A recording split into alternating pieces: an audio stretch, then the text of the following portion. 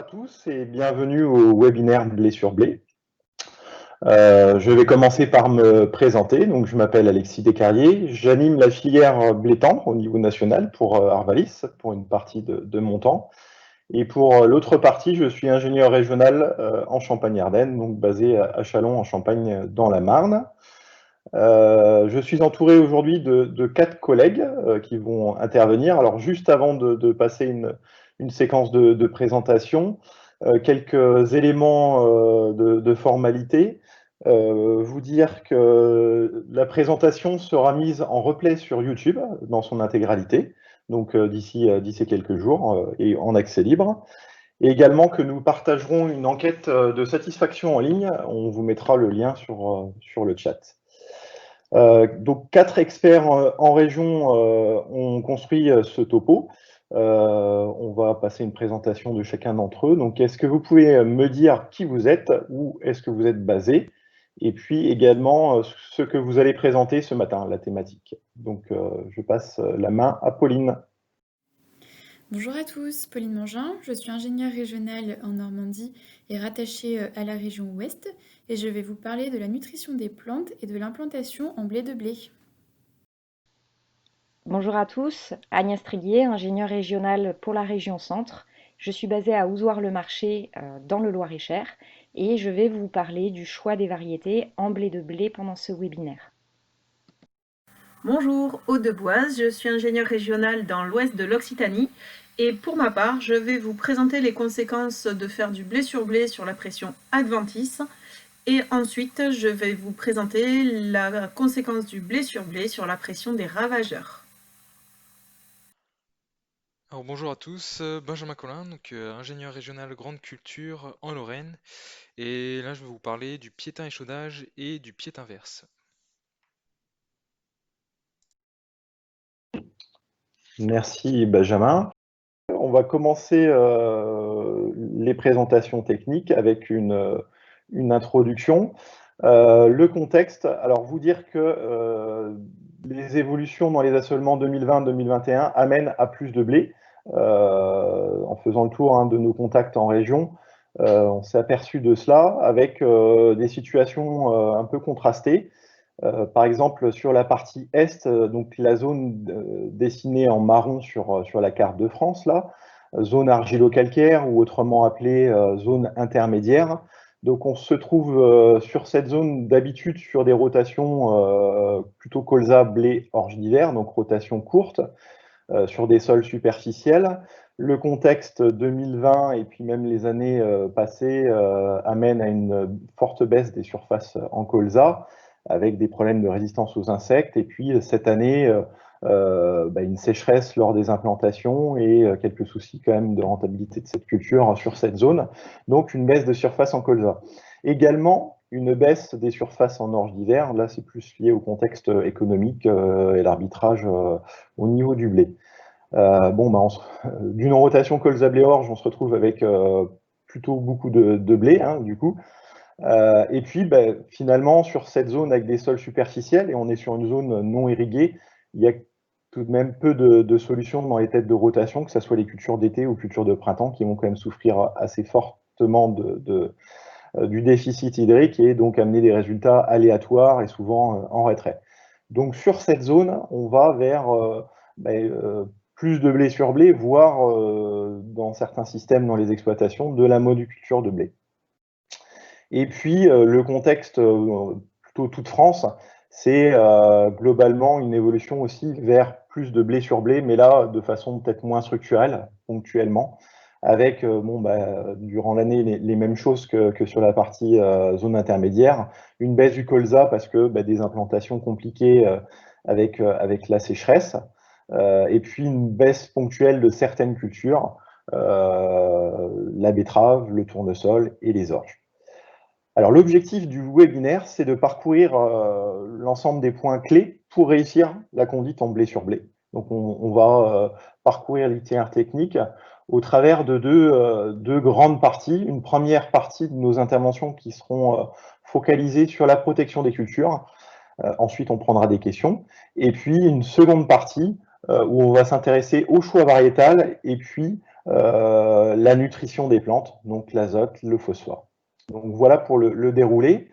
Avant de passer aux interventions, première diapo qui résume les intérêts, les limites de la conduite en blé sur blé.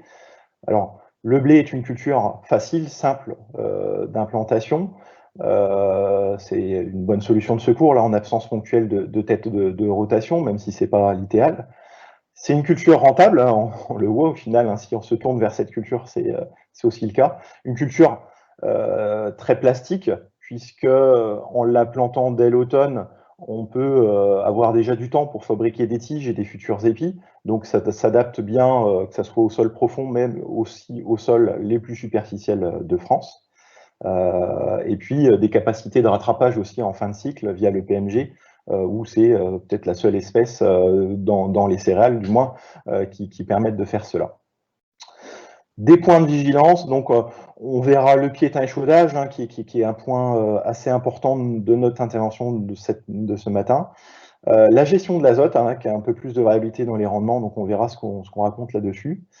Et puis également, vous dire que c'est un peu tout de même risqué de baser toute sa rotation sur une seule culture, hein, dans un contexte d'extrême climatique. Donc il faudra veiller aussi quand même à diversifier les variétés d'aides de semis pour que s'il y a un à-coup climatique à un moment donné, que toutes les cultures toutes les parcelles qui sont au même stade ne tombent pas dans ce problème de facteurs limitants. On verra également la gestion des graminées qui peut être plus compliquée.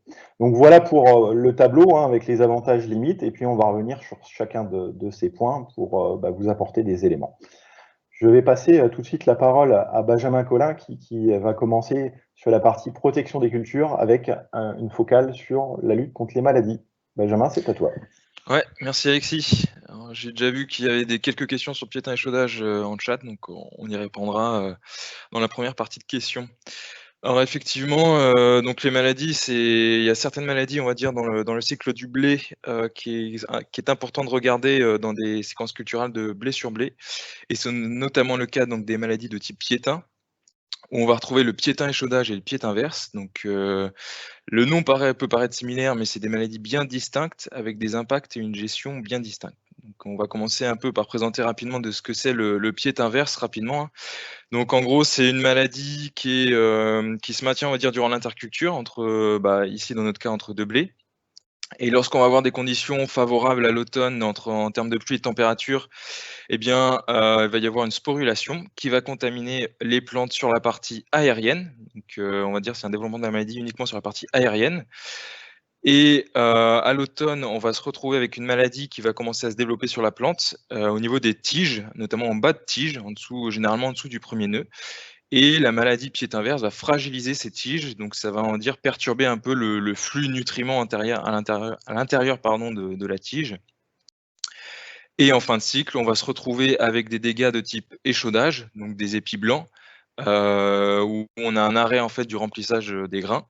Et ça, c'est un échaudage que sur, on va dire, sur les tiges qui sont touchées par le piétin-verse. C'est-à-dire que sur un même pied de blé avec plusieurs épis, certains peuvent être sains, donc avec des épis verts normaux, on va dire, et d'autres peuvent être échaudés à cause de la présence du piétin-verse à la base de leur tige. Donc en termes de nuisibilité, on va dire directe, on est dans un ordre de grandeur de 2 à 4 quintaux de nuisibilité directe. Par contre, du fait de cette fragilisation de la tige, on peut avoir des verses en fin de cycle. Et là, par contre, bien évidemment, on a des nuisibilités qui sont beaucoup plus importantes, de l'ordre de 20 quintaux. Alors après, si on s'intéresse au piétin-échaudage, alors lui, c'est autre chose, hein. On va dire, la maladie se développe, se développe sur la partie racinaire, au contraire du piétin-verse. Donc en fait, on va avoir des résidus contaminés par le champignon en interculture, alors résidus ou des repousses, hein. Et en fait, lorsqu'on va semer le blé et qu'il va y avoir les premières émissions des racines, les racines, lorsqu'elles vont rencontrer le mycélium, enfin en tout cas le champignon qui est sur les résidus, il va y avoir ce qu'on appelle une contamination, une infection primaire. À la suite de ça, la racine contaminée peut contaminer, on va dire, d'autres racines d'un même pied ou d'un autre pied. C'est ce qu'on appelle l'infection secondaire. Donc ça se passe durant l'automne et l'hiver. Donc c'est d'autant plus, on va dire, rapide et important que le climat, on va dire, est doux et humide durant cette saison. Et ensuite, au printemps, le champignon va reprendre son développement, va nécroser, on va dire, une surface plus importante des racines. Et donc, bien évidemment, vous comprenez bien que ça va perturber fortement les plantes pour l'alimentation en eau et en nutriments, notamment en azote. Et donc, en fin de cycle, on va se retrouver également avec un échaudage des épis, mais là, c'est un échaudage de tous les épis d'un plant touché, puisque là, la maladie touche la partie racinaire. Donc, on a souvent des foyers de l'ordre de du mètre, on va dire, avec des épis entièrement blancs. Donc là, les ordres de grandeur, hein, en termes de nuisibilité, c'est des nuisibilités beaucoup plus importantes, dans l'ordre de 50% de rendement si on ne fait rien. Donc en gros, c'est la maladie à regarder en priorité dans ces successions de blé. Donc ces deux maladies sont très inféodées à la parcelle, c'est-à-dire que leur présence va fortement dépendre des pratiques culturales et si elles étaient présentes ou non les années précédentes. Alors pour vous résumer un peu tout ça, pour bien distinguer qui est qui sur le terrain, il y a plusieurs symptômes qui permettent de discriminer telle ou telle maladie. Notamment sur la partie racinaire, hein, comme je disais, le piétin-échaudage, lorsqu'on prélève les racines, enfin le plant et les racines, qu'on nettoie bien les racines pour enlever toute la terre, on peut apercevoir des petits points noirs qui correspondent en fait au point d'entrée de la maladie, à la nécrose. Et ensuite, au cours du développement de la plante, on va avoir des racines de plus en plus nécrosées jusqu'en fin de cycle où on va avoir ce qu'on appelle des manchons noirs, c'est-à-dire les racines complètement atrophiées, complètement noircies et même le plateau de talage ou le bas des tiges. Alors que le pied inverse, il n'y a aucun de ces symptômes-là sur les racines. On a des racines blanches et saines. Sur la partie aérienne, comment reconnaître le piétin-échaudage du pied inverse? Eh bien, le piétin-échaudage, si on a une attaque forte et précoce, on peut voir dès les premiers cycles, on va dire durant l'hiver ou tout début du printemps, des plantes qui sont chétives, qui ont un peu arrêté leur croissance, on va dire un peu moins de talage, et puis un jaunissement des plantes, comme on peut le voir sur la photo. Un peu en foyer également. Et puis en fin de cycle, on retrouve ces fameux foyers d'épis blancs un peu partout dans la parcelle. Alors que sur le pied inverse, on va plutôt avoir des symptômes de bas de tige avec une tache un peu diffuse en bas de tige, marron, avec un point noir qu'on appelle stroma en son centre. Et c'est une tache qui traverse les différentes gaines de la plante. Et en fin de cycle, on retrouve des épis échaudés, mais de façon un peu plus isolée, c'est-à-dire de façon répartie un peu plus aléatoire dans la parcelle. Et puis parfois des symptômes de verre si on a des facteurs climatiques favorables. Donc, voilà un peu pour la distinction entre les deux maladies. Alors si on rentre dans le cas le plus important, hein, qui est le piétin-échaudage, comment gérer le piétin-échaudage dans notre deuxième blé, en gros? Eh bien, le premier facteur à mettre en place, c'est la lutte chimique avec un traitement de semences. Et le traitement de semences, il y en a un, c'est le Latitude XL. Donc anciennement, c'était le Latitude. Donc à base de silthiophan. Donc on avait pu mesurer dans nos essais, notamment les derniers essais, donc entre 2018 et 2020, une efficacité du traitement de semences partielle de 50%, mais c'est aujourd'hui la solution la plus efficace. Par exemple, là, sur le graphique en bas à droite, je vous représente en fait en modalité les différentes successions de blé dans une monoculture. Et les histogrammes marrons, c'est le témoin sans traitement de semences. Et en vert, c'est avec traitement de semences. Donc là, à l'époque, c'était le Latitude. Mais avec le Latitude XL, c'est la même chose. Donc on peut voir que dans le premier blé, le traitement de semences n'apporte pas grand-chose, plus 0,7 quintaux. Par contre, quand on est sur un deuxième blé, on a dès le deuxième blé plus 8,2 quintaux en plus avec un traitement de semences. Donc en quelque sorte ici, ça montre bien que dès le deuxième blé, un traitement de semences Latitude XL est techniquement intéressant pour gérer le piétin-échaudage. Donc ça, c'était le premier levier à mobiliser. Le deuxième levier, c'est la date de semis qu'il faut retarder. Alors ce que j'appelle retarder, c'est retarder de 2-3 semaines par rapport à une date de semis classique. Alors pourquoi on dit qu'il faut retarder la date de semis? Qu'est-ce que ça fait exactement sur le piétin-échaudage?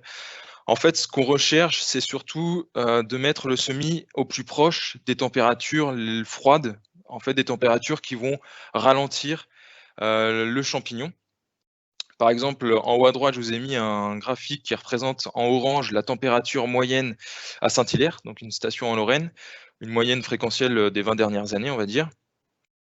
Avec un seuil à 5 degrés, un seuil en rouge, où on va se dire que le piétin échaudage va ralentir son activité. Et la première barre en pointillé, c'est une première date de semis, on va dire au 24 septembre, un semis, on va dire un peu classique dans l'Est, en Lorraine, où là, en fait, on voit qu'on a 50 jours de contamination entre cette date de semis et puis le seuil à 5 degrés. Et si on décale de juste 2-3 semaines, qu'on sème notre blé au lieu du 24 septembre au 15 octobre, eh bien, on se retrouve avec une durée de contamination de 30 jours, donc pratiquement 2 fois moins, en termes une période 2 fois moins importante. Donc l'objectif, en fait, c'est ça, c'est de ralentir en fait le champignon pendant les premiers stades et qu'il y ait moins cette probabilité d'infection primaire. Alors en termes de quinto, on va dire qu'est-ce que ça représente de décaler sa date de semis? Eh bien, c'est ce que je vais vous montrer en bas à gauche avec les différents histogrammes, les différentes barres bleues. La première barre à gauche représente un SMI, le témoin, un SMI classique. Donc on a 58,4 quintaux par hectare. Le deuxième, c'est justement ce SMI décalé, un SMI tardif, où là on gagne plus 6 quintaux. Donc là, c'est une synthèse de 3 essais dans l'Ouest, 2016-2017. La troisième barre en bleu, c'est le traitement de semences latitude. Donc là, on avait plus 13 quintaux dans cet essai-là. Et lorsqu'on combinait les deux, c'est-à-dire traitement de semences latitude plus semis décalé, on avait un gain de plus 18 quintaux par rapport au témoin. Donc ici, le grand message, c'est de décaler, si possible, le semis de 2-3 semaines par rapport à d'habitude. Donc voilà sur ce qu'il fallait faire. Maintenant, ce qu'il ne faut pas faire pour éviter d'avoir trop de piétin échaudage, c'est de choler de façon excessive à l'interculture, notamment entre les deux blés. Alors pourquoi il ne faut pas choler de façon excessive? C'est surtout pour éviter que l'augmentation du pH soit trop rapide. Alors ça va favoriser la sévérité de la maladie. En fait, ça va surtout déséquilibrer la flore antagoniste, la flore microbienne du sol, et notamment certaines bactéries qui sont, on va dire, antagonistes, qui concurrencent le piétin échaudage. Le fait qu'on ait une augmentation rapide du pH, eh bien, en fait, ces bactéries seront moins présentes, donc ça laisse beaucoup plus de place pour le piétin pour s'exprimer et engendrer des dégâts. Donc, il faut, on va dire, on a des carbonates broyés ou des produits grossiers qui lissent un peu plus le pH, l'augmentation du pH, mais on a quand même des dégâts. C'est ce que montrent les résultats de l'essai ici sur cette diapo en 2018 dans l'Ouest, dans le Morbihan, où sur le témoin, on avait 41% de racines touchées. Lorsqu'on faisait un carbonate broyé, même si l'augmentation de pH un peu plus lisse, eh bien on avait quand même plus 29% de racines touchées. Et puis une chaux vive à 1 tonne par hectare d'apport, c'était plus 46%. Et lorsqu'on extrémisait à 2 tonnes, c'était plus 58%. Donc surtout éviter de choler pour ne pas perturber, on va dire, la flore antagoniste au piétin échaudage. Ça, c'est important. Ensuite, un autre levier de gestion, c'est au moment de la récolte et à l'interculture. Alors, ce qu'il faut savoir sur le piétin échaudage, c'est que c'est un champignon qui est peu compétitif, on va dire. Donc, il a besoin d'un support végétal pour se maintenir lorsqu'il n'y a pas de culture haute, on va dire. Donc, typiquement, les repousses de blé ou des adventices sur lesquels il va pouvoir se mettre. Et puis, les résidus. Et en fait, s'il n'a pas ce support, il a une durée de conservation de 2 ans. Donc, ce qu'il faut faire à l'interculture, c'est détruire le plus possible les repousses, éviter le repousse du blé, pour éviter qu'en fait l'inoculum du piétin échaudage se maintienne durant l'interculture et soit d'autant plus présent au semis suivant. Donc, c'est ce que. Et puis aussi sur la gestion des repousses, enfin la gestion des pailles. Si on ne ramasse pas les pailles, il faut les broyer très finement et bien les répartir. C'est également le cas pour les menus pailles, pour en fait favoriser la décomposition de ces pailles et que le champignon trouve pas de support pour se maintenir. Donc c'est un peu ce qu'illustre la photo de gauche, où en fait ce qu'on constate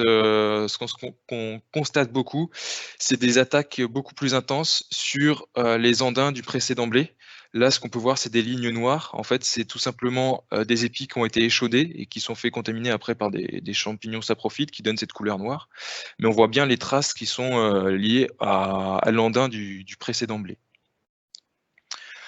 Alors, quelques petits rappels justement sur ces cultures hautes, non hautes et ce qu'on appelle amplificatrices. Alors, les cultures hautes, ça va être tous les types de céréales à paille, sauf l'avoine. Et en termes de sensibilité, eh bien, c'est le blé dur qui est le plus sensible, suivi du blé tendre. Et puis, on va dire dans les rotations dans le sud, le pire qu'on peut avoir, c'est du blé dur précédent blé tendre. On a également l'orge, qui est de plus en plus présente, notamment dans l'ouest. On a de plus en plus de parcelles avec du piétin échaudage. Et puis ensuite, le triticale et seigle. On a également les adventices qui peuvent abriter le piétin échaudage, qu'on va retrouver le chien-dent, le vulpin et puis les graminées prairiales. On a ce qu'on appelle les cultures amplificatrices, donc que sont le maïs et le régras. En fait, eux, ce qu'ils vont faire, c'est que ils vont pas exprimer de symptômes du piétin échaudage, mais ils vont un peu perturber la flore du sol et la rendre plus favorable au piétin échaudage. Donc maintenir le piétin durant ces cultures-là. Et puis les cultures non hôtes, on va retrouver l'avoine, qui est une céréale à paille, mais qui a la spécificité de produire une toxine qui empêche au piétin échaudage de se mettre dessus. Et puis on va retrouver le colza, le tournesol, le pois, le sorgho et la pomme de terre. Donc voilà un peu pour l'interculture. Ici, c'est donc bien gérer ses repousses et bien répartir et broyer finement ces pailles si on ne les ramasse pas. Alors un autre point, un autre levier un peu moins important, on va dire, qui a un effet un peu plus neutre, c'est l'implantation de moutarde entre deux blés. Là, je vous représente ici un essai longue durée de 80 sur 10 ans, de 77 à 88 en Champagne, où on avait donc comparé une rotation blé de betterave, donc c'est la référence 100% en verte, la ligne verte, un blé de blé tout seul, sans interculture, enfin interculture nue, donc en rouge, et puis un blé de blé avec une interculture de moutarde en bleu. Et ce qu'on avait pu constater, c'est que parfois, on a un effet un peu positif de l'implantation de la moutarde en interculture, notamment sur les 2 premières années, où on a un peu moins de symptômes de piétin échaudage, même si d'autres années, on a un effet neutre. Donc, en quelque sorte, le message à retenir, c'est que si vous aviez l'intention de mettre de la moutarde en interculture pour d'autres raisons, par exemple sur la fertilité des sols, ce qui est à retenir, c'est que ça fait pas de mal, on va dire. Ça fait pas de mal, donc ça va pas, on va dire, développer plus le piétin échaudage. À la limite, ça va peut-être un peu le limiter. Donc voilà un peu ce qu'il fallait retenir sur le piétin échaudage. Donc pour résumer, ce qu'il y a à mettre en place au niveau du SMI, c'est un SMI décalé avec un traitement de semences. Et au niveau de l'interculture récolte, après la récolte, c'est bien gérer ses repousses de blé, ses pailles, et puis surtout éviter de choler entre ces deux blés. Donc voilà un peu pour le piétin échaudage.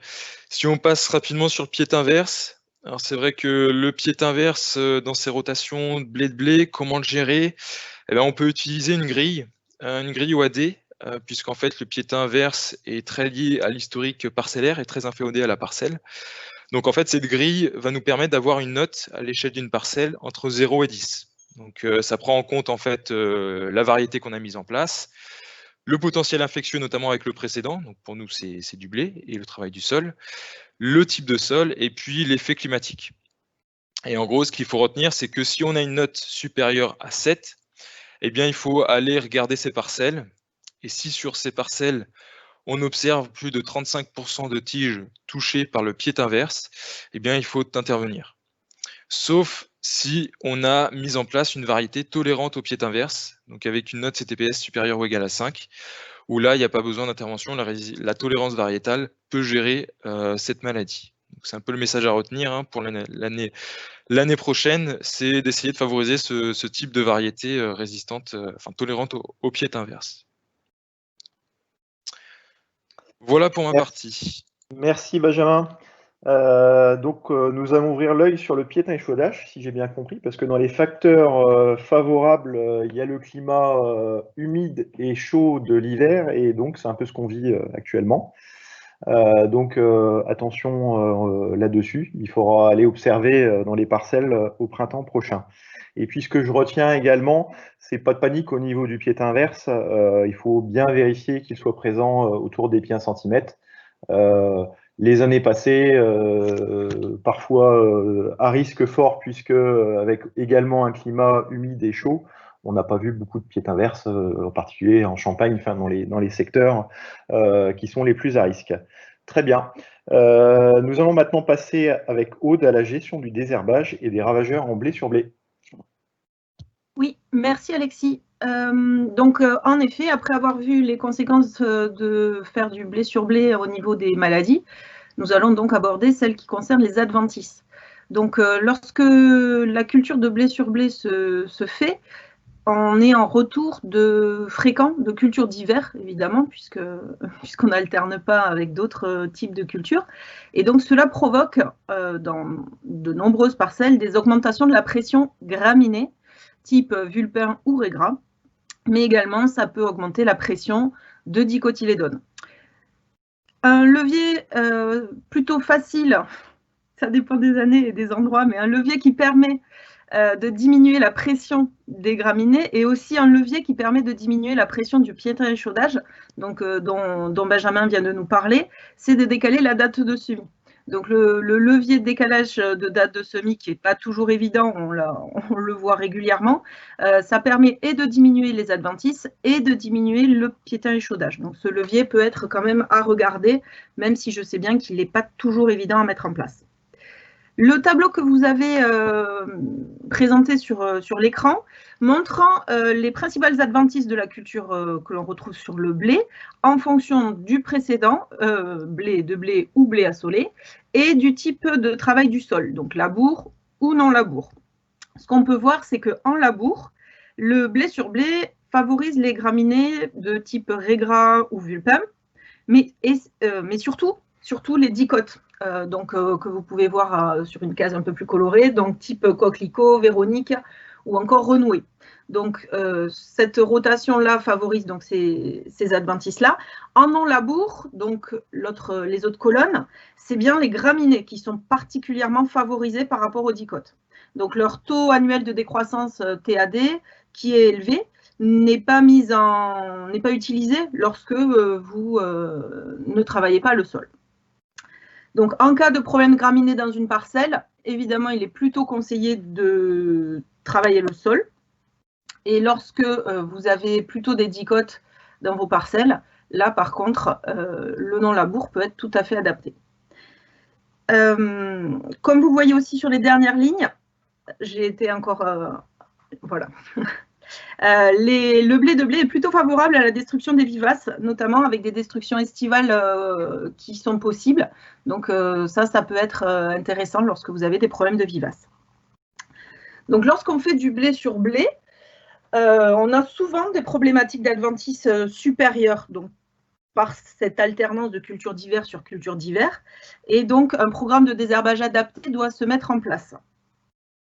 Idéalement, un désherbage d'automne parfois suivi d'un désherbage de printemps, doit être envisagé. Donc là, le tableau, c'est vraiment pour vous montrer, donc avec une coloration en haut des principales adventices qu'on trouve en blé sur blé, c'est-à-dire vous pouvez trouver donc régras, vulpin, mais aussi véronique ou coquelicot. Donc l'idée de vous montrer que vous pouvez alterner des matières actives et il faut alterner les matières actives, tout simplement parce que les adventices que je viens de citer, c'est des adventices, notamment coquelicot, régras ou vulpin, qui font des résistances prouvées, il y en a partout en France, donc ça veut dire que si on n'alterne pas suffisamment les matières actives, on peut se retrouver facilement avec des cas de résistance, notamment en blé de blé, puisque les matières actives ont tendance à revenir très régulièrement. Donc il n'y a pas qu'un produit pour désherber à l'automne, il y en a plusieurs, n'hésitez pas à utiliser les matières actives qui sont à votre disposition, il y en a de nombreuses. Voilà pour ce point adventice. Nous allons maintenant voir le point ravageur, c'est-à-dire que lorsqu'on fait du blé sur blé, est-ce qu'on a plus de problèmes que sur d'autres rotations? Donc je vais de suite donner la réponse à ma question. Donc non, il n'y a pas plus de problèmes en rotation blé sur blé qu'en d'autres rotations courtes, notamment parce que les ravageurs se retrouvent dans toutes les cultures. Le problème du blé sur les ravageurs, c'est le fait de ne pas leur détruire le gîte et le couvert, on va dire, en laissant des repousses. Donc, si vous voulez pouvoir gérer des problèmes d'adventice, notamment en blé de blé, c'est surtout déranger les ravageurs. Et pour cela, le déchômage est l'outil le plus adapté, puisque de nombreux ravageurs sont dérangés par ce déchômage. Donc, que ce soit les limaces, qui n'apprécient pas, mais aussi les pucerons ou les arbres. Donc, tous ces ravageurs-là que l'on retrouve à l'automne sur blé, les pucerons, c'est quand même une problématique assez récurrente. Les limaces ou les arbres, alors les arbres plutôt en zone d'élevage, mais tous ces ravageurs-là sont dérangés lorsque les repousses ne sont pas présentes. Au niveau des pucerons, la problématique du blé sur blé, c'est vraiment les repousses. Donc, entre deux blés, si vous n'avez pas de repousses dans les parcelles, la pression sera quand même moindre. Elles peuvent arriver évidemment par l'extérieur, mais en tout cas, ce n'est pas le blé de blé qui va déclencher une pression supérieure. Au niveau des limaces, c'est clairement la problématique également des repousses et de la paille. Tout ce qui est motte aussi, elles adorent ça, donc clairement, il faut éviter ces problématiques. Pour les arbres, donc en secteur d'élevage, puisque c'est quand même des ravageurs qui sont présents dans les rotations avec beaucoup de graminées, ce que les arbres adorent, c'est les repousses également et les andins. Donc clairement, un déchômage est indispensable. Pour les nématodes, c'est favorisé sur les deuxièmes pailles. Donc, si vous avez des parcelles où des nématodes sont inféodés, il faut vraiment faire attention sur ces deuxièmes pailles. Et enfin, il peut y avoir plus de cécidomie orange en blé de blé, notamment sur le deuxième blé, mais les cécidomies oranges sont relativement localisées et ne sont pas présentes dans tous les secteurs, en France, heureusement d'ailleurs. Et pour limiter ce problème, le choix d'une variété résistante dans les secteurs où vous pouvez en trouver est tout à fait adapté.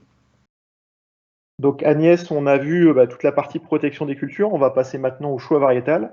Question simple, est-ce qu'il y a des variétés plus adaptées en blé sur blé? Alors, c'est une question qui effectivement est posée depuis très très longtemps. Alors, pour répondre à cette question, on a pendant 2 ans, là, on a utilisé nos bases de données d'essais qui ont été réalisées en contexte blé de blé, donc des essais variétés, pour essayer justement de voir s'il y avait vraiment des différences de classement variétal quand on était en système de blé assolé ou en système de blé. Donc c'est ce que vous voyez là sur la première diapositive, parce que finalement, c'est assez difficile de savoir si on a l'impression d'avoir des changements de classement liés au fait d'être en blé de blé. Est-ce que c'est lié uniquement au piétin échaudage? Est-ce que c'est vraiment lié au précédent en tant que tel? Tout ça peut être un petit peu imbriqué. Donc c'était pas si évident de répondre à la question. Du coup, ce qui a été fait en 2015, c'est qu'on a repris tous les essais qu'on a pu faire en blé de blé, donc à partir de 1998 jusqu'à 2014, et tous les équivalents d'essais, donc c'est-à-dire dans les mêmes zones pédoclimatiques en blé assolé.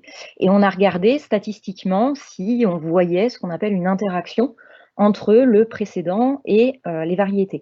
Donc, c'est-à-dire, est-ce qu'au final, statistiquement parlant, on obtient des classements différents entre ces deux systèmes-là. On a regardé dans un premier temps si cette interaction existait quand on prenait vraiment tous les types d'essais en blé de blé, c'est-à-dire des essais attaqués par le piétin échaudage ou non. On a vu qu'il y avait une interaction, c'est-à-dire que statistiquement, ça s'allumait. On voyait bien que oui, il y avait un effet de l'interaction, au même titre qu'il y a un effet de la variété en tant que telle et du précédent en tant que tel. Ensuite, on a enlevé tous les essais qui étaient fortement attaqués par le piétin échaudage, donc qui avait vraiment des attaques significatives. On a refait exactement le même type d'analyse pour voir si cette interaction existait toujours, même quand on n'avait pas présence de la maladie. Donc là, c'est vraiment le tableau que vous voyez en dessous, hein, donc qui est un petit peu barbare, mais ce qu'il faut retenir, c'est que statistiquement, là aussi, on a une interaction entre le précédent et la variété. Donc, ça traduit un classement différent des variétés quand on est en blé de blé, d'un blé assolé. Alors on pourrait se dire, bon ça veut dire que le choix de la variété est vraiment très très important en blé de blé. Il faut absolument savoir comment se comportent les variétés dans ce type de système pour être sûr de ne pas faire un mauvais choix de variété. Alors la bonne nouvelle, c'est que oui, il y a une interaction, mais finalement, elle pèse assez peu dans le résultat final au niveau du rendement. C'est le camembert là que vous voyez à droite. Vous voyez là, ici le 45% là, c'est le poids du choix du précédent. C'est-à-dire que si je choisis d'être en blé de blé versus un blé de colza par exemple, cette décision de précédent va compter pour 45% environ de mon résultat de rendement à la fin. Si je choisis uniquement une variété, que je sois en blé assolé ou en blé de blé, ça pèse pour 45%, donc c'est vraiment l'effet de la variété. Et finalement, l'interaction entre les deux, c'est-à-dire le fait de choisir spécifiquement une variété parce que je suis en blé de blé, ça ne pèse que pour 10%. Donc en fait, le poids est vraiment très très faible. Donc dit plus clairement, même si je ne choisis pas la variété la plus efficace en blé de blé, je ne prends pas un risque énorme. Voilà, donc c'est pour ça que ça peut aider à relativiser en disant oui, on peut choisir une variété un peu particulière en blé de blé, mais finalement, si je ne le fais pas, j'ai quand même très peu de risques d'avoir de gros problèmes et de m'être complètement trompée et de faire beaucoup mieux si j'avais choisi une autre variété. Donc ça, c'était les résultats en 2015. En 2016, on a voulu aller un petit peu plus loin. Donc déjà, on a voulu confirmer les résultats statistiques en complétant avec les essais qui avaient été réalisés en 2015. Donc on a vu exactement le même type de résultats. Hein. L'interaction est bien présente, mais elle pèse pour très peu. Et puis surtout, ce qu'on a voulu voir, c'était chercher un petit peu ce qu'on pourrait appeler les mécanismes d'adaptation, ou du moins, quelles sont les principales caractéristiques des variétés en blé de blé pour les variétés qui se comportent le mieux ou qui perdent le moins de rendement entre un blé assolé et un blé de blé. Alors, on entend pas mal de choses hein, sur les choix des variétés pour ce type de système. On dit souvent qu'il faut des variétés résistantes au piétin verse, ce qui paraît plutôt logique puisqu'on sait que c'est une maladie qui peut être assez importante en blé de blé. On entend souvent parler des gros grains, donc des gros PMG, des variétés à gros PMG, et des variétés plutôt précoces.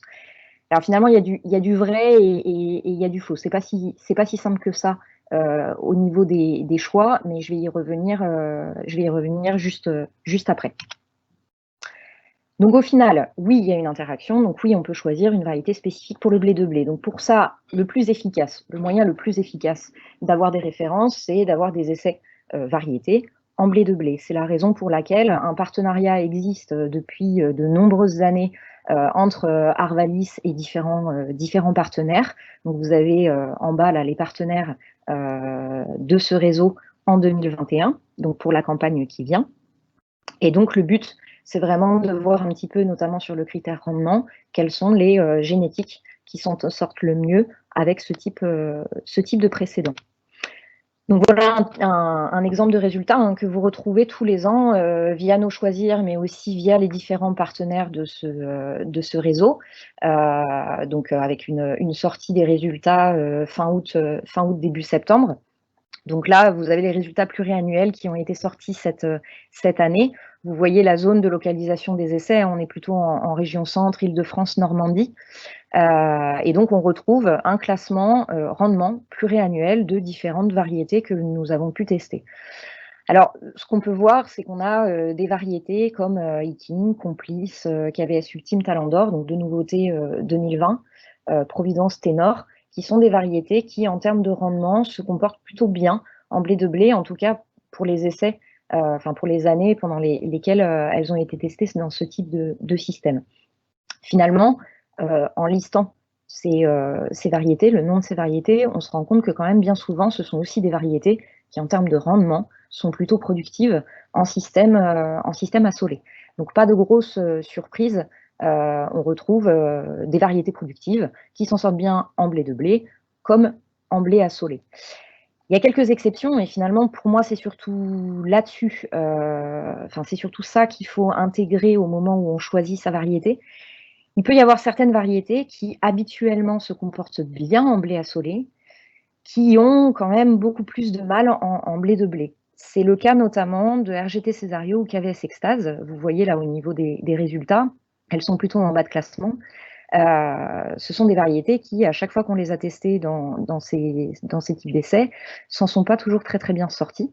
Alors, il peut y avoir plusieurs raisons à cela. Concernant KVS Extase, c'est vraiment la précocité qui lui joue des tours.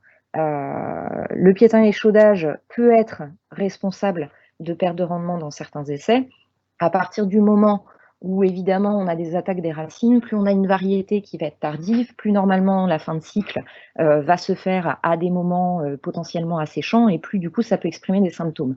Donc c'est essentiellement ce critère qui peut jouer des tours à KVS Extase avec donc sa tardivité. Pour RGT Césario, c'est un petit peu différent. Normalement, c'est une variété précoce, donc qui pourrait très bien s'en sortir en blé de blé. Malheureusement, dans les essais qu'on mène en blé sur blé, on fait également des notations de piétin échaudage, alors en tout cas des notations d'épis blancs, de pourcentage d'épis blancs dans les microparcelles. Et on a vu que RGT Césario avait quand même tendance à développer pas mal de maladies, de symptômes, quand la maladie est présente. C'est le cas également de Beauregard. Beauregard, on l'a très souvent vu très attaqué quand la maladie était présente dans les essais. Donc c'est ce type de variété qu'il faut surtout éviter, et c'est l'intérêt de ce réseau, repérer finalement surtout des génétiques qui en temps normal se débrouillent très bien en blé assolé et qui par contre ne s'en sortent pas du tout en blé de blé. Donc ce que vous pouvez retenir, lié aux études statistiques qu'on a pu faire et aux résultats du réseau, c'est que finalement, quand on choisit une variété en blé de blé, on a quand même plus de chances d'avoir de bons résultats quand on part sur une variété avec un bon potentiel de rendement. C'est la raison pour laquelle les hybrides, en général, se situent plutôt pas trop mal dans les résultats d'essais en blé de blé. Et ce qu'il faut éviter, ce sont des variétés tardives, aussi bien à montaison qu'à épiaison. Éviter des variétés avec des tout petits PMG, c'est-à-dire en tout cas les PMG les plus faibles.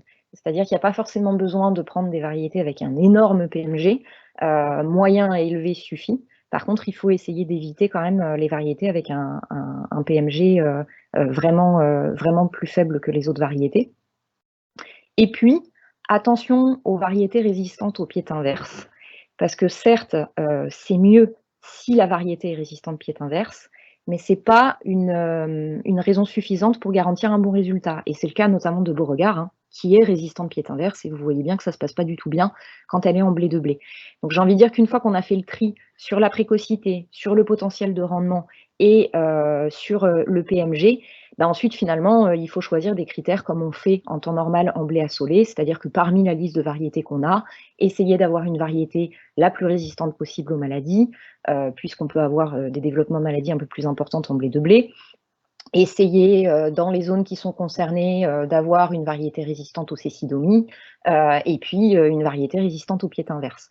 Mais ne pas prendre la clé résistance pied inverse comme clé d'entrée pour ce choix variétal.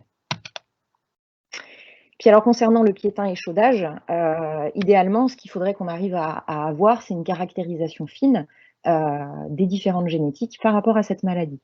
Malheureusement, à l'heure actuelle, on n'est pas en capacité de présenter une échelle de sensibilité comme on peut le faire pour d'autres maladies comme la septoriose ou les rouilles. Alors pourquoi on n'y arrive pas, en tout cas à l'heure actuelle? Tout simplement parce que le piétin échaudage est quand même une maladie un peu compliquée à étudier. Déjà, il y a très peu de recherches au niveau international sur ce champignon. Et puis, c'est une maladie tellurique qui n'apparaît pas de manière homogène dans les parcelles, mais en foyer, comme l'a dit Benjamin. Donc, ce qui rend la mise en place d'essais avec beaucoup de variétés assez délicate, puisqu'on peut toujours avoir un effet très hétérogène de la maladie, et donc c'est compliqué d'aboutir à des conclusions. C'est la raison pour laquelle, en 2016, a été lancé un projet FSOV qui s'appelle Take Not All, alors qui s'est achevé en 2019 et la synthèse est en cours de production, qui visait ce projet à essayer déjà dans un premier temps de voir s'il était possible de mettre en place une méthode d'inoculation de piétin échaudage sur une surface donnée, de manière à pouvoir avoir des essais variétés versus piétin échaudage de manière homogène pour pouvoir vraiment caractériser les variétés. Donc, il a fallu au moins 2 ans pour essayer de mettre en place cette méthode d'inoculation, pour voir un petit peu ce que ça pouvait donner. Et en 3e année, alors pendant les 3 ans du projet, on a systématiquement mis différentes variétés dans les essais pour voir si on pouvait voir quelque chose en termes de sensibilité ou de moindre sensibilité de certaines variétés. Donc là, vous avez alors 2 essais seulement en 2017, donc attention, hein, là c'est loin d'être les conclusions définitives du projet. On n'a que 2 essais sur plus d'une dizaine en l'espace de 3 ans. Vous voyez que c'est pas si simple parce que finalement, quand on regarde les points bleus, donc ça, ce sont les résultats d'un site à Bignan, vous voyez que globalement, on a plutôt certaines variétés qui ressortent comme très attaquées par le piétin-échaudage pour des écarts de rendement traité-non traité. Donc derrière traité, c'est du latitude XL important. Et puis des variétés comme Oré-Grain qui sont un petit peu moins touchées. Et c'est le cas aussi de Baroque. Donc on pourrait imaginer qu'il y a une échelle de sensibilité de ces variétés. Le problème, c'est quand on regarde ce qui se passe dans l'autre essai, à Maule, vous voyez que le classement n'est pas tout à fait le même. On retrouve Nemo pas très bien positionné, mais l'attaque n'est pas très importante. Donc c'est difficile pour le moment d'avoir des grandes conclusions sur 2 essais seulement en une année. Donc c'est un peu frustrant là pour aujourd'hui. Le projet s'est achevé, on n'a pas encore les conclusions définitives, les synthèses sont à venir, donc il faudra voir un petit peu ce qui se passe. Ce qu'il y a de sûr, c'est que dans les essais blé de blé qu'on peut faire avec les partenaires, on a quand même tendance à voir certaines variétés, j'en parlais tout à l'heure, comme Beauregard et RGT Césario par exemple, qui quand même assez régulièrement présentent des niveaux de symptômes assez importants de piétin-échaudage, au moins au niveau des épis blancs, ce qui fait que on pourrait penser qu'il y a quand même certaines variétés qui auraient tendance à être un petit peu plus sensibles que les autres. Mais de là à faire une échelle répétable, on n'y est pas encore. Mais les travaux se poursuivent au moins à l'échelle des sélectionneurs et d'Arvadis. Merci Agnès. Donc tu nous as présenté les résultats de ce réseau multipartenaire, donc partenaires qu'on remercie, hein, puisque ça amène de la richesse, je pense, en termes d'information. On a vu qu'il y avait certaines variétés à privilégier, d'autres à éviter. Peut-être aussi, pour résumer, au-delà des noms des variétés qui ressortent, on va privilégier de la précocité, puisque le piétin-échaudage va accroître les stress de fin de cycle, et donc des variétés qui finissent un peu plus vite, ça c'est généralement plus bénéfique, comme tu nous l'as dit. Puis ça permet aussi de s'adapter à des dates de semis qui seraient un peu plus tardives. Et puis, également, pour résumer, on voit qu'il y a des perspectives assez intéressantes concernant la génétique et piétin-échaudage. Donc, on va être très attentif aux sorties de ce projet. Dernière partie, Pauline va nous présenter les potentiels de rendement en blé sur blé et puis comment adapter la conduite de l'azote, du phosphore et puis revenir également sur les points clés de l'implantation. Donc, c'est à toi, Pauline. Merci Alexis. Donc en blé de blé, plusieurs impacts en termes de nutrition des plantes sont à avoir en tête. Le premier concerne la gestion de la fertilisation azotée. Donc lors du calcul de la dose d'azote à apporter, à l'aide de la méthode du bilan prévisionnel, donc qui consiste à anticiper les besoins auxquels sont soustraits les fournitures du sol, il faudra prévoir du côté des besoins un objectif de rendement inférieur, environ 7 quintaux, ce qui correspond à une vingtaine d'unités d'azote. Donc cette baisse de rendement s'explique par une pression sanitaire plus importante en blé de blé, comme on a pu le voir précédemment. Si l'on observe maintenant la seconde partie du bilan, les fournitures d'azote par le sol, pour favoriser la minéralisation des pailles enfouies, une vingtaine d'unités sont nécessaires. Par contre, lorsque les pailles sont exportées, aucune unité d'azote n'est nécessaire à la minéralisation. Cependant, il n'y aura aucune unité d'azote apportée restituée au sol. Donc en blé de blé, la méthode qui est habituellement mise en place pour calculer la dose d'azote nécessite d'être légèrement modifiée, notamment en raison du potentiel de rendement qui va différer et qui va être revu à la baisse. Donc, comme évoqué précédemment, en blé de blé ou en monoculture de blé, le potentiel de rendement est assez aléatoire, comme l'illustre ce graphique qui représente donc le rendement en pourcentage du blé assolé sur une succession de blés, donc 2e, 3e, 4e, 5e blé, sur 9 essais répartis sur le territoire national. Donc, d'après ces résultats d'essais réalisés sans protection piétin et chaudage, les rendements lors du deuxième blé diminuent, puis ils deviennent très aléatoires les années suivantes, avec parfois des rendements supérieurs au blé assolé. 104%, là on le voit en troisième blé, mais parfois largement inférieur avec moins de 70% toujours pour le troisième blé. Et on voit bien la disparité des différents points qui montrent vraiment des rendements très aléatoires. Donc en blé de blé, il faut anticiper 2 éléments concernant le rendement. Premièrement, une plus grande variabilité et d'autre part, des baisses de rendement à court terme. Donc pour continuer sur le potentiel de rendement, qui est donc très aléatoire, il est souvent observé 2 phases, en blé de blé ou en monoculture. Une première phase où les rendements chutent les premières années, comme sur le graphe de 1975 à 1980, pour ensuite remonter à partir du 4e, 5e blé, tout en restant très aléatoire. Donc c'est ce qu'on peut voir sur la courbe bleue, sur cet essai qui a été mené durant 15 ans. Donc en blé de blé, les rendements peuvent être affectés, ce qui complique la conduite de la culture et notamment la conduite de la fertilisation. Pour continuer sur la gestion de la fertilisation azotée, nous nous sommes intéressés au comportement du reliquat post-récolte en comparant un blé de colza, donc c'est la courbe en vert en haut à gauche, et un blé de blé en jaune.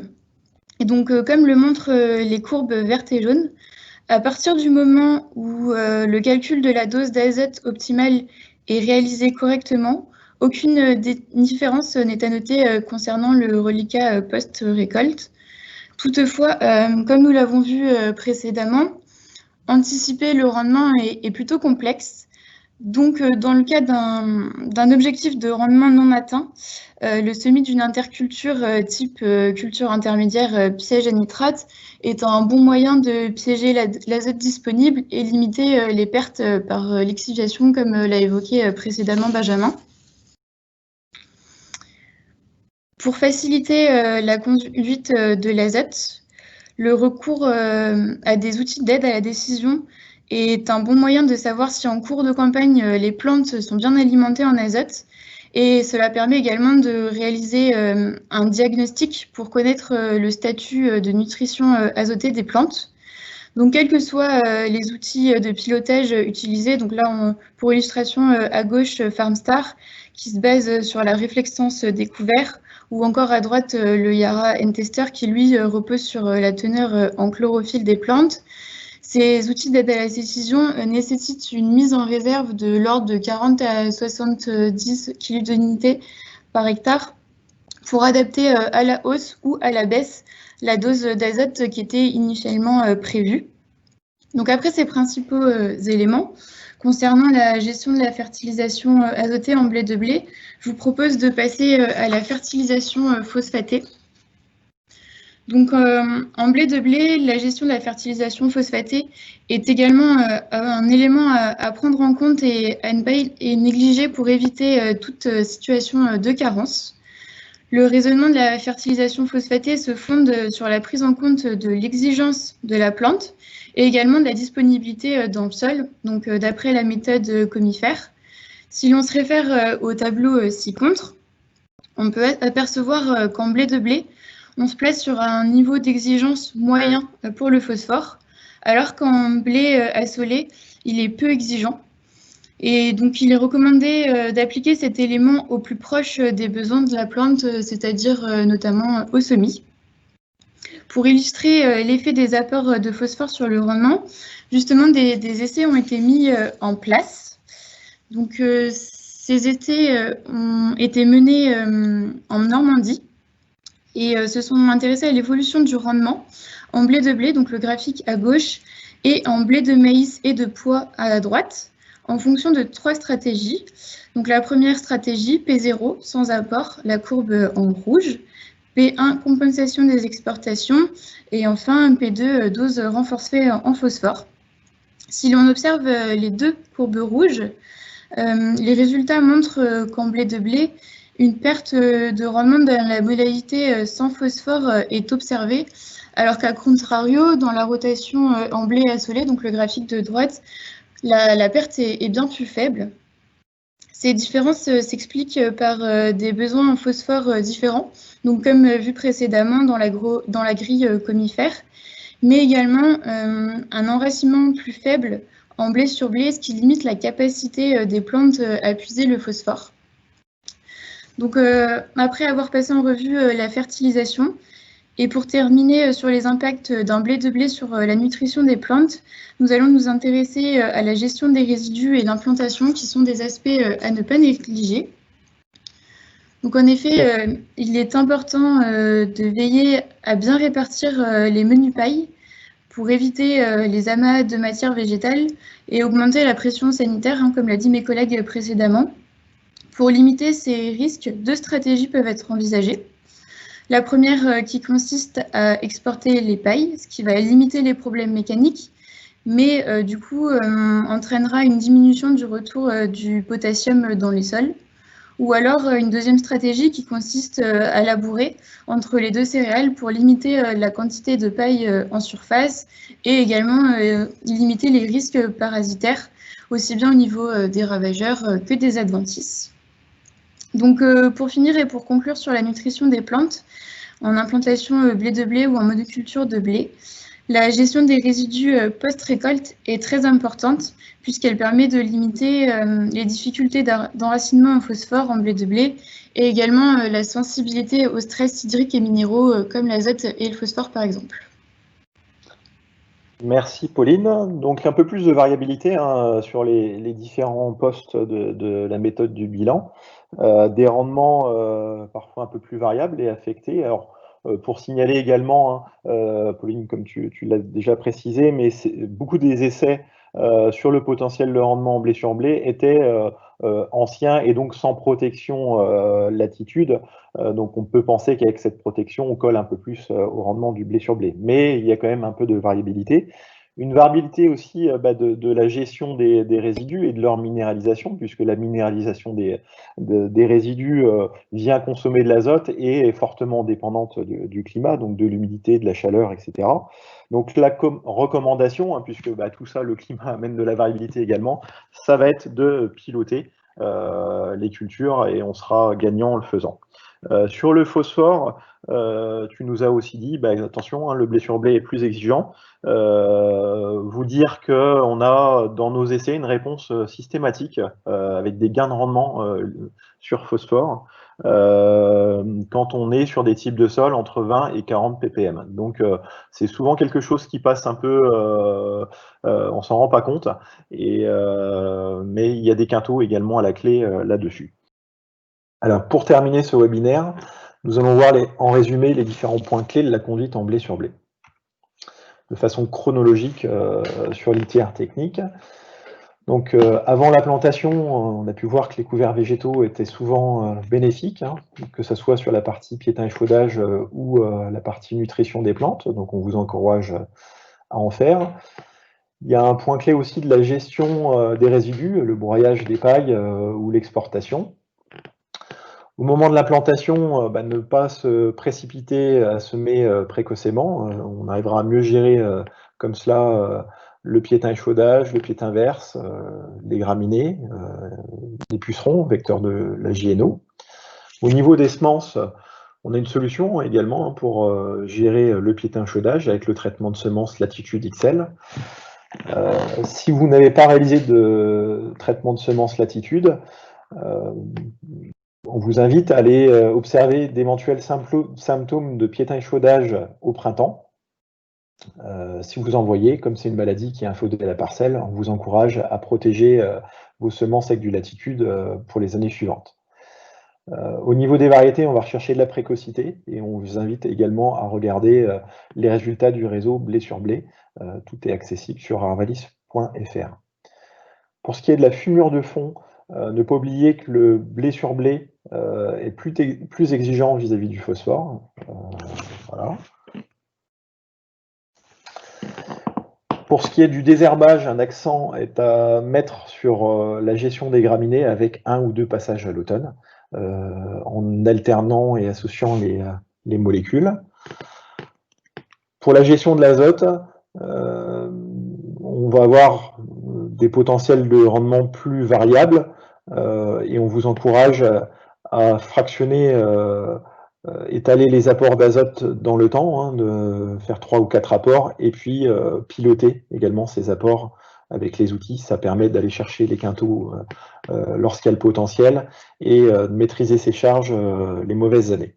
Donc voilà pour conclure sur les points clés de la conduite en blé sur blé.